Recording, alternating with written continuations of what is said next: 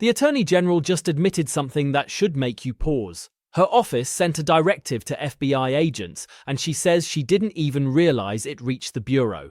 Think about that. The person at the top of the Justice Department is telling Congress she wasn't tracking what her own office was pushing into the FBI's chain of command. That's not a whoops, wrong inbox moment. That's a crack in accountability at the highest level of federal law enforcement. Our law enforcement officers, first responders, and local safety agencies are the backbone of our communities. In Northwest Indiana, I've worked hard to bring critical federal grant dollars home, funds that directly support the brave men and women who protect us every day. Unfortunately, funding for 2025 has been rescinded, weakening our public safety framework and making our neighborhoods less safe. I firsthand have a positive impact in securing dollars and investments for Gary, Indiana, East Chicago, Lake County, and Michigan City that were force multipliers that were technology such as license plate readers and the COPS grant. I'm asking you today, what can we do to ensure that those funds are going to continue to flow to my district? And in light of the HIDA, I'm in Northwest Indiana, Gary, Indiana. We are a HIDA district where we have the Chicago traffic. That's vitally important to my district. I just need commitments that that funding will continue to be going forward and that our agencies will have that support. Congressman, thank you for bringing that up. I'm well aware of the HIDA. I believe that's in Maryville. Is that correct? You are correct. And yes, that funding will remain where it is. We do not intend on touching that funding. We want to protect HIDA. Very good. So in light of the escalation with Iran, part of our cybersecurity and our infrastructure when it comes to our electric grid, our banking systems, that is a new threat. Does this budget reflect increasing our cybersecurity protections, and how is the Department of Justice going to protect our infrastructure when it comes to bad actors such as Iran coming directly at our infrastructure in a cyber attack? Yeah, we have $50 million for cybersecurity, and also in the one big with an M, 50 million. 50 million, okay. Yeah, but also in the one big beautiful bill, it is also addressed to give us more resources. And you know, it's not only Iran, as you well know, it's China as well. But right. Yes, I wholeheartedly agree with you. In the reconciliation, tomato, in the reconciliation bill, can you tell me what more resources are going to go towards cybersecurity? Because I was under the impression that was decreased. Can I get you? I will get you those numbers. Okay. Yes. I want to do everything I can to help you protect cybersecurity, all of us in this country, not only, again, with Iran, but also with China and all of our foreign adversaries around the world. Okay. And then just a question of curiosity that I have. Director Patel was here a couple of weeks ago, and we talked about the emails that went to the FBI agents, meaning, please tell us what you did at the end of the week. Give us 5 reasons why you did. At first, Director Patel said that didn't exist. Then he specifically said, well, that came from the Department of Justice to the FBI agents. And his words, I told them not to fulfill that obligation. How do you manage that if you give a directive to your director of FBI and he chooses not to fulfill that? And where did that information go?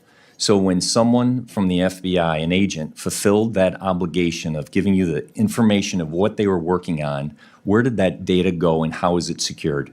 Yeah, and Congressman, I'd be happy to see who answered that, but I asked, when I learned about it, I asked that it be withdrawn, and it was, that email. When you learned about the email going to the FBI agents, you asked them to withdraw it. Who did you ask to have it withdrawn? My entire office, and it was. So it is unknown who sent that email? Well, it came from my office, but when I learned it went to the FBI, we asked that it be withdrawn. Where is the gap of my understanding? If it came from your office, you're telling me you didn't send it?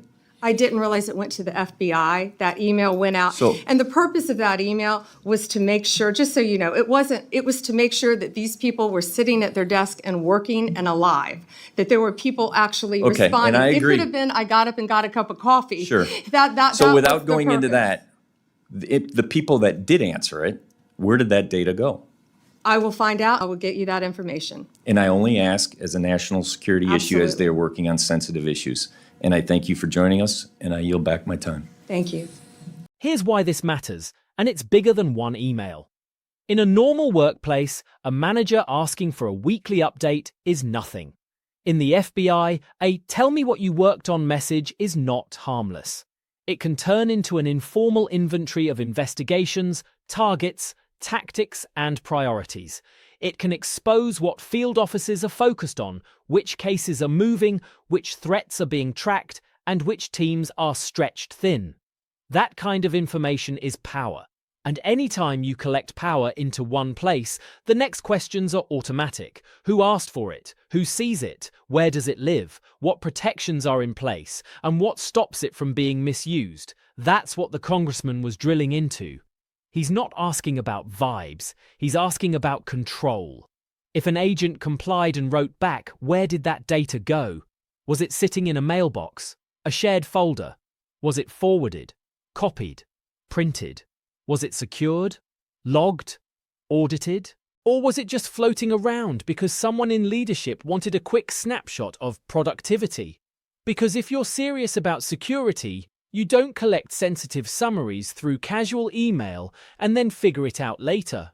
You build the safeguards first. You define the purpose first. You define the access rules first. You define retention first. You define classification handling first, especially when you're dealing with the FBI. And that's the first red flag. The Attorney General is not able to give clean, immediate answers about the most basic facts. Who exactly sent it? What approval did it have? Who did it go to? How many people responded? Where did responses land? Who had access? When it was withdrawn, what does that mean in practice? Was it recalled, or did it simply stop being pushed while copies remained in inboxes?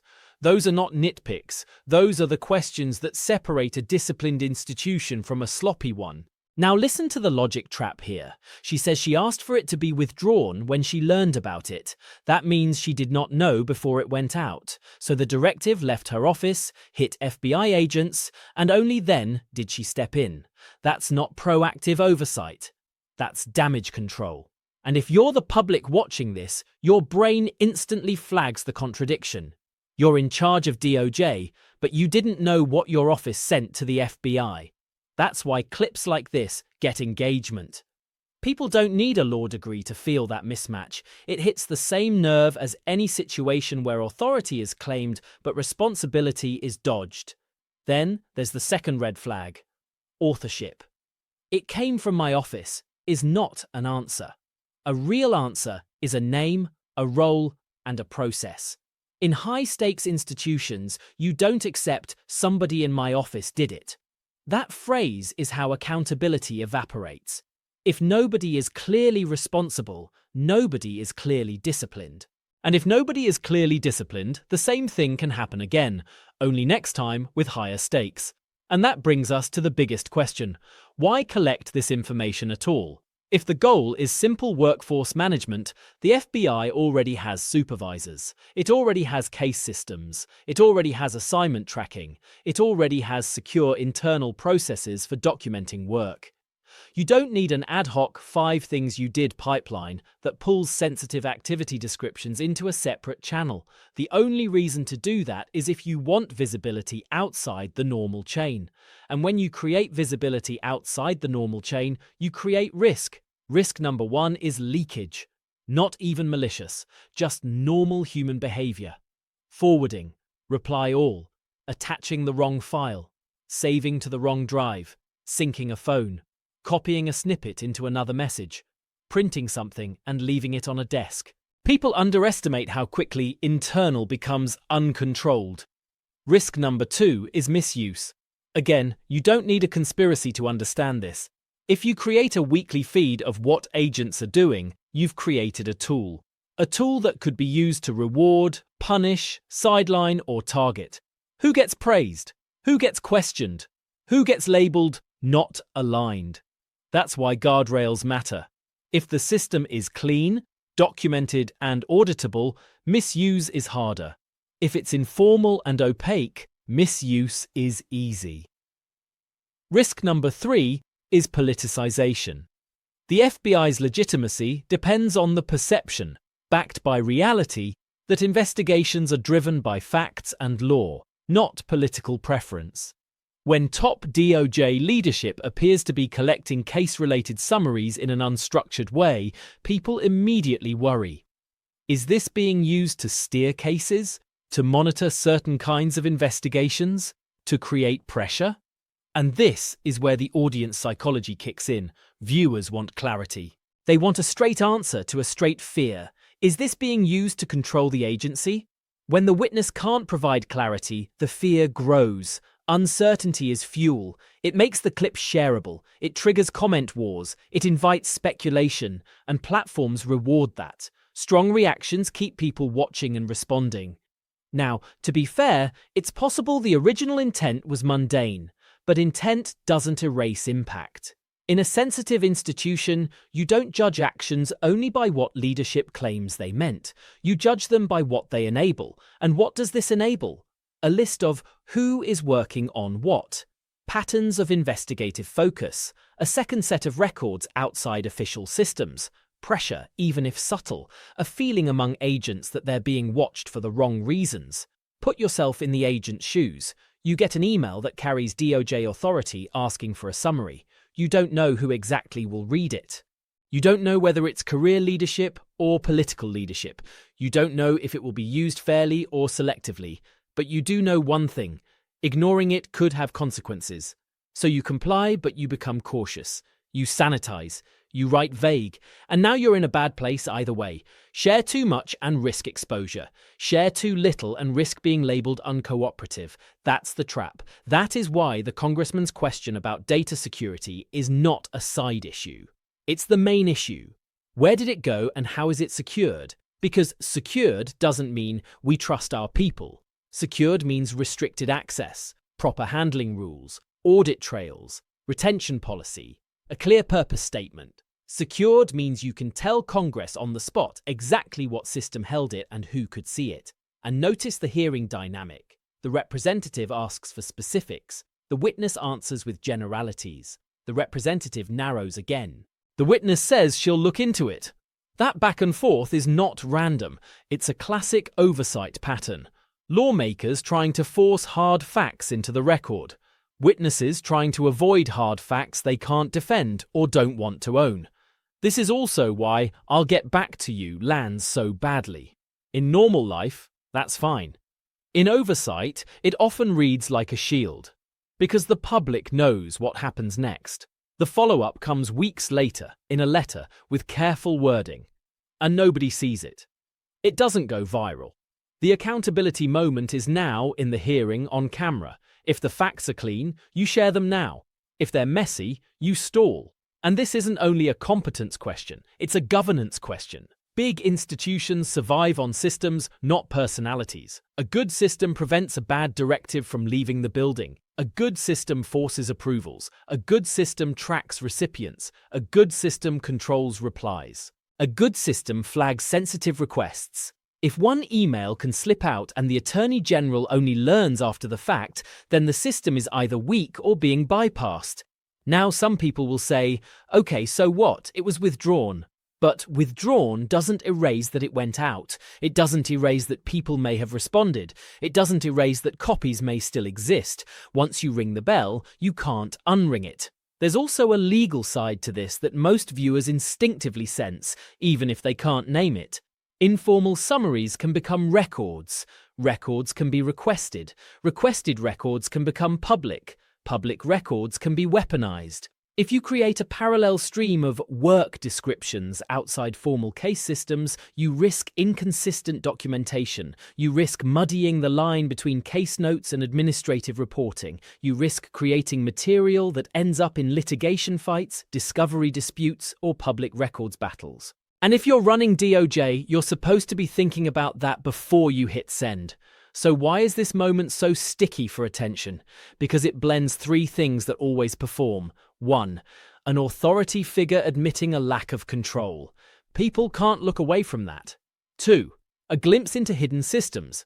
Most viewers don't know how DOJ and FBI communications really flow, so any window into it feels revealing. 3. A fairness instinct. Nobody likes the idea of workers being monitored by unclear power. Whether you love the FBI or hate it, that principle lands. Rules should be clear. Authority should be accountable. Sensitive information should be handled with discipline. Now step back and listen to what the clip is really asking the public to decide. Not, is this person good or bad? The deeper question is the Justice Department operating with the level of internal control and transparency the country is entitled to expect?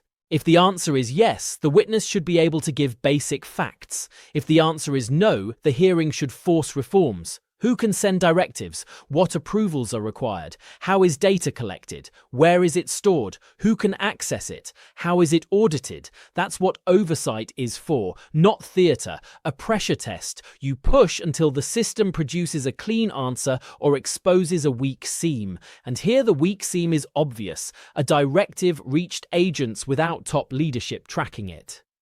So the takeaway is simple.